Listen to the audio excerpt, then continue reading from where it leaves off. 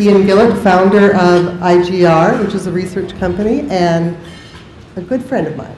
So thank you. Thanks. All right, thanks, Tracy. So, you hear me? Yes? Good.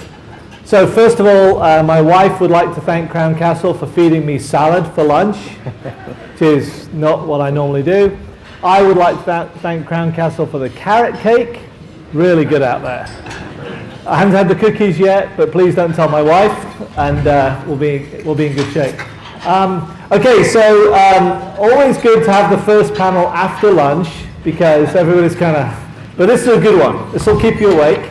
And we want to talk about HetNet, obviously, while you're all here for the last few days, or for the next few days, and the Internet of Things, which, and a lot of what we're going to do today is the panel introduced in a second. We are going to talk about what those things are and what those things mean for networks and y'all in particular. I'm Texan, so y'all.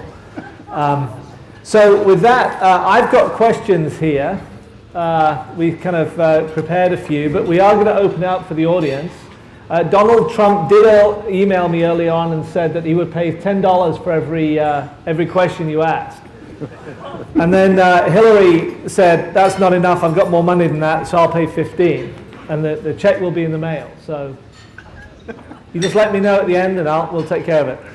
So with that, we have Bob Gessel from Ericsson. We have Jeff Lund from Belden. And we have Steve Steinhilber, got that right? From Cisco. And what I'm going to do is, the first question I have for them, I'm going to ask them firstly to introduce themselves, their companies, what they really talk about, how they define Internet of Things. What are we really talking about here? And Bob, you go first. Great. Thanks, Ian. So can you hear me okay? All right. So my name is Bob Gessel. I'm head of technology and portfolio strategy development for North America. I am driving the Internet of Things and sort of new industries strategy direction for Ericsson. We are, traditionally known as a cellular infrastructure company. I'd say most people would understand that from Ericsson.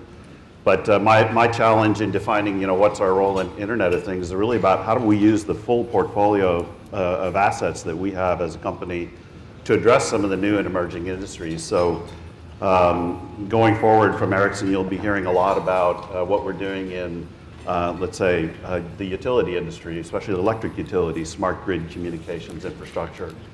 You'll hear about what we're doing in transportation industry, connected vehicles, connected cars, fleets. Kind of also a new, interesting and emerging area we call traffic cloud or traffic management, where all the devices that are out there are starting to generate lots and lots of data that are valuable to cities and the smart city initiative. So you'll hear a lot about that from us. And then I think there's another sort of really interesting area in public safety and law enforcement, taking advantage of a lot of new and emerging devices that are out there. Even as far out as crowdsourcing videos of incidents creates a whole new demand on how you ingest all that content, manage it, store it, deliver it. So I think we got a lot of things to work on. So say in a minute or two, that's kind of a flyby what I'm doing. Okay. Okay. So my name's Jeff Lund. I'm Senior Director of Product Line Management at Belden. A lot of you may not know who Belden is, or if you think of Belden, you may think of them as a cable company, because we did start as a company that made wire. But the division I'm in is we call industrial IT. And so I could think of the Internet of Things as being split into two different types of applications. There's consumer things and there's industrial things. So we're in the industrial things side of the house. So we provide network infrastructure, so switches, routers, gateways, firewalls, security appliances for end users that are building industrial applications, whether that's machine building going into manufacturing plants, wastewater treatment plants, trains, buses, other sorts of factories, automotive manufacturing, any place where you have industrial equipment, right, machinery that's building something or monitoring something or controlling something. And so if I think about what the Internet of Things means in industrial context, it's literally that. It's taking all these devices that sense, monitor, and control, and networking them together. And a lot of that's been happening in the industrial world for the last 20, 30, 40 years. We've had intelligent devices that have been communicating, but they've been doing it with proprietary protocols, with purpose-built, dedicated hardware. Where we're moving in the Internet of Things is moving more towards standardized technologies, is one thing. So leveraging the same technologies that built the Internet to now build these control networks for devices. And as we're doing that, what you're seeing is the things are getting smaller and smaller. So we're moving from connecting a factory to connecting machines within the factory to connecting all those various sensors and motors and controllers within that machine. So there's more and more devices being attached to the network, and that data is being more deeply integrated into business applications. Because at least to me, the Internet of Things isn't a market in and of itself. It's really a technology platform that enables us to do business in existing markets much more efficiently. So it's generating more data, letting us then make better decisions, and able to feed that back into the systems to do finer grained control. So my responsibilities at Belden, I actually joined 4.5 months ago, so I'm relatively new to the company, is I was brought on to look at our Internet of Things product strategy. My background was in embedded control networks. I spent 20 plus years helping OEMs build what we now call Internet of Things, but we didn't have the clever term back then. So I'm responsible for looking at industrial Internet of Things for our security products and also for our wireless products. Okay, great. Steve? Ian, yeah, for those of you who don't know Cisco, we're the people that serve the food today. The Cisco trucks you saw outside. So sometimes I get at conferences, I get that confused, so to make that clear. We're a fairly large telecom company, communications equipment technology company, about $50 billion a year, with products from networking to software to communications to computing today, data center, cloud technologies, et cetera, as well as some industrialized products and some of the products that we collaborate or compete against the other panel members on.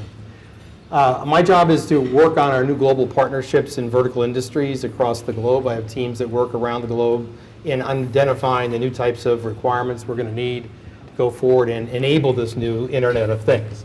How Cisco describes it, we kind of think it comes top down. We think that there's probably a fourth major wave of the Internet coming. It's called the trend in industries toward digitizing everything. It happened pretty much in the content industries. It's already over, that battle's done, but it's moving across multiple industries. And in that digitization process, you're going to have a need and desire to connect a lot of things. In fact, we're estimating that the internet connections will go from 15 billion to 30 billion over the next 5 years. Compounded annual growth of 72%, 42% of that will be machine to machine, and that's a big piece of the growth. But connecting is only one piece of the story. The other piece is around what do you do with this information being generated? And we think there's going to be a massive explosion in data generated, or a zettabyte a day for those of you in engineering world. That's a lot of data. A billion, yeah. Zettabyte? Yeah. We're talking a lot. Yeah. Z-E-T-T-A-B-A-Y. And that obviously is going to be required in order to take advantage of that. We're going to have to. The data is where the value is, not the connectivity per se. It's what you capture, how you use it. So we like to call that the Internet of Everything. The Internet of Things is a piece of that, where you have people, you have to change process, business process has to change, and data collection and analysis has to change. And we think around this bucket of opportunity, over the next 10 to 20 years, there'll be about $19 trillion of economic value to industries, to companies, to customers generated. So we think we're on the wave of a very big explosion, hopefully a positive one for everybody in the room, and the wireless world is a key part of that. Okay, great.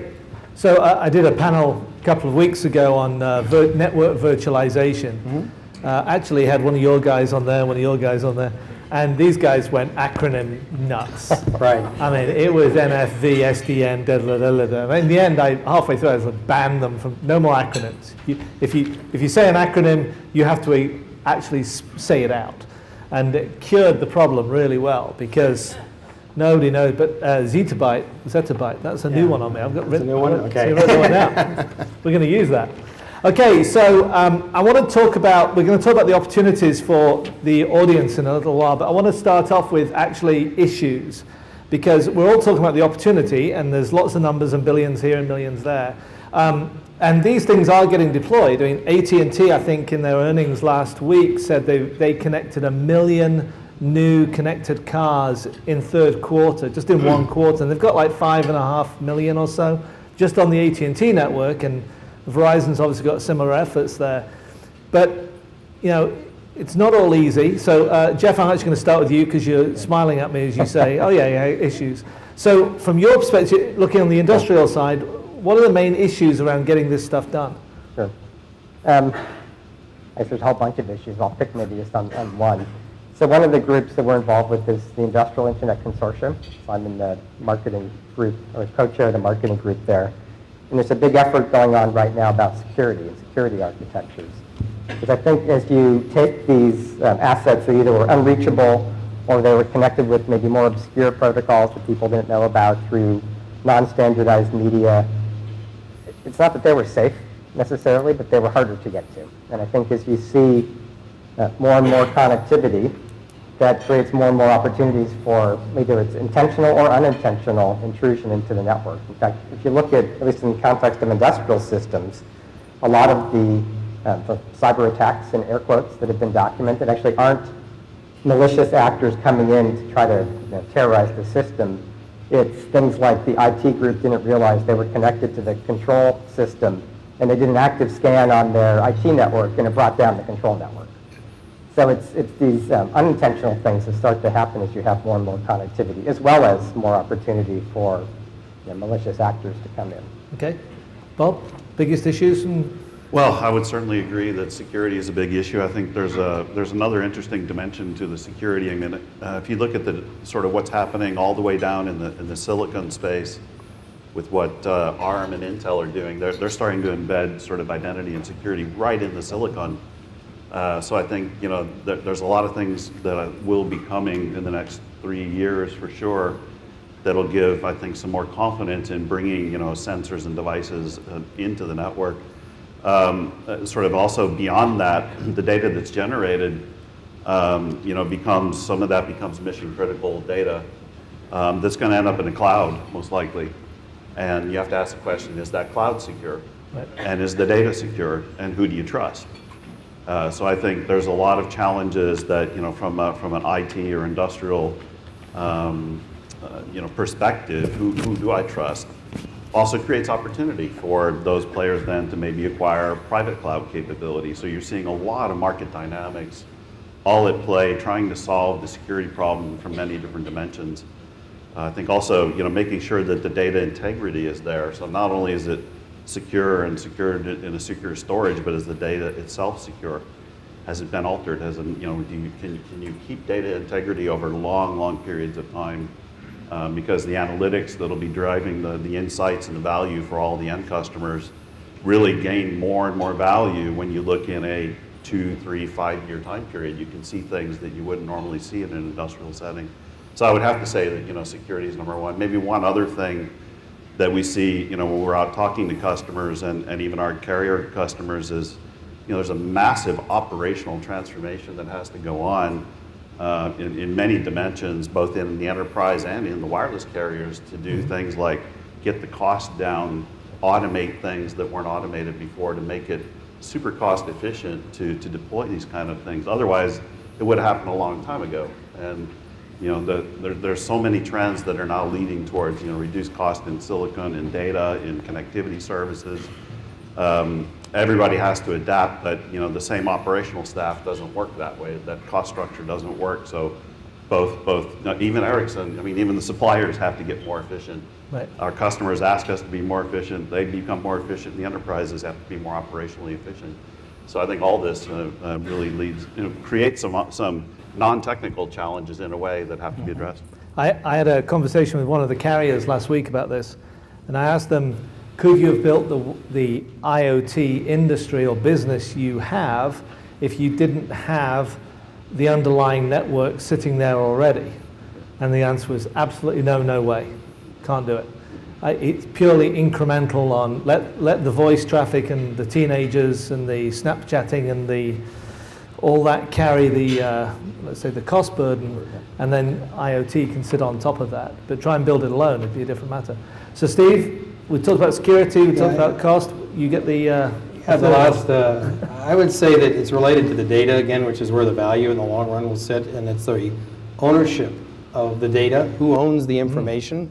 If it's being captured, is it owned by the carrier? Is it owned by the city? Is it owned by a company whose products you're using? Is it owned by the consumer? So this whole issue of intellectual property ownership, I think, is a big one. It will vary a lot. It also tends to vary by generation.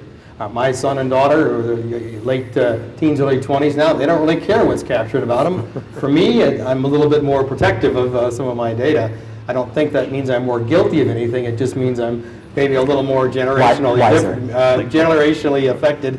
So I think that's a big one, and I think the other one is the data related is the privacy. We're seeing lots of different laws emerge across the globe where what works in the United States may not work in Germany, certainly won't work in China. And so as technology suppliers, we're all required to operate in the laws that the country in which we operate is governed by. And the laws are highly variable, so you have to be able to store information in a different location in a different way based on the country and the policy, which makes it less efficient, for us to operate the new business models.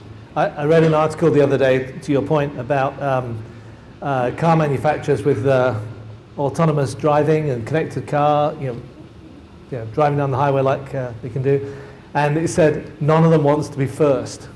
So Mercedes, Audi, et cetera, nobody wants to be the first with a fully autonomous car because the first accident, the lawyers are going to be out. Who's responsible for an autonomous car? If I'm not driving, not me. Hey, Google's already had plenty of accidents. Yeah, but that's with people hitting them. Yeah. So, Yeah, exactly. I live in Austin. We have Google cars running around. They look ridiculous. So I think, as Bob said, I think it's some of the, we tend to, all of us in the technology business, focus on the technical challenges. I think it's the business process and some of the other challenges which are going to be probably more daunting. Yeah. Anybody from Google here? I was just going to say, pass the word on. If you're going to have a car that's really, really cool, make it look cool. Not like driving a telephone box. I mean, really. Although I think if you look back, though, the number of Google accidents versus miles driven, it's a pretty good record, actually. I think they're doing better than the average human. So, small sample size. Small sample size, yeah. Okay, so any questions from the audience? I said that you get paid from Jonathan Adelstein was actually really happy when I said Trump and Clinton were going to pay, because normally I say that he's going to pay. No? Think about it. Oh, Mr. Google. Iain, I'm curious about something that was discussed in the morning session, where 47%, some say 51% of the middle class is going to be reduced or cut in the workforce as a result of everything we're doing. So, at what point does that become negative, right? Towards what we're trying to do? Who's going to drive the connected tools? Who's going to help? Who's going to use the smartphones? Who's going to use the other smart devices? Right, I got it. Okay. All right. So the question, and I'm going to repeat it so they've all got time to think about the answer here. So the question was, I think one of the panels this morning you said roughly talking about 50% cut in workforce in the middle class as we deploy Internet of Things, automated things, connected cars, connected trucks, etc., right? So how do we compensate for that? Or, okay, Steve, you're nodding, so you can... I'm nodding. I certainly understood the question. I think one of the things that we're working a lot with the educational institutions now and government, there has to be a real change in how we're educating our younger generations, the younger relative to speaking to me, because we have to start thinking about how to change and train them for the jobs of the future. And right now we have a big gap, right? And what we're training people to do and where the jobs and the value is going to be are, based on the analysis we've done across multiple industries, we have created an enormous gap. And those industries and countries that figure this out are going to be the ones that create economic value in the future. And so there's a big effort across many companies in both academics and industry to begin to put together the types of skills requirements for jobs of the future. We just launched the first industrial CCNA for networking to take advantage of process and IT convergence of jobs of the future. And so how we bring in this knowledge into using online educational capabilities today that exist based on the technology, I think is going to be a key thing going forward. So educational policy, focus, and how it's the blend of government, industry, and academics working together to create curriculums of the future, not the curriculums of the past. We've got to change the nature of how we're educating the next generation for the jobs that are going to be there that will have value versus the jobs that might disappear. I know that's a technology-oriented answer, but I'm afraid it's true. I sit on the engineering board at Duke and other places, and we're really concerned about, are we creating the jobs of the future, or are we mired in the hierarchies of the past? And I just think it's going to be a different world, and we have to adjust to that as a country. So Jeff, from the industrial point of view, do you see this impact now, or is it? So, I guess, I didn't sit in the talk in the morning, so I don't know where the stat came from. But I guess my gut feeling, my suspicion is if you look at every change of technology, I think you see the same predictions. Where they could, what happened to all the people who used to groom horses when cars came around, and all the people who fed them, and I think they found new technologies, created new opportunities, new jobs, some of which weren't foreseen at the time. And it's very easy to look at what goes away. It's very difficult sometimes to understand or to predict what comes up in its place. But I think if you add more and more technology, which has been happening in industrial context for a long time, right? We're not making necessarily things that were never connected. What we're doing is making them more efficiently connected and getting more information from them, which means now something's going to happen with that information. So there's new jobs created and people analyzing it, acting on it.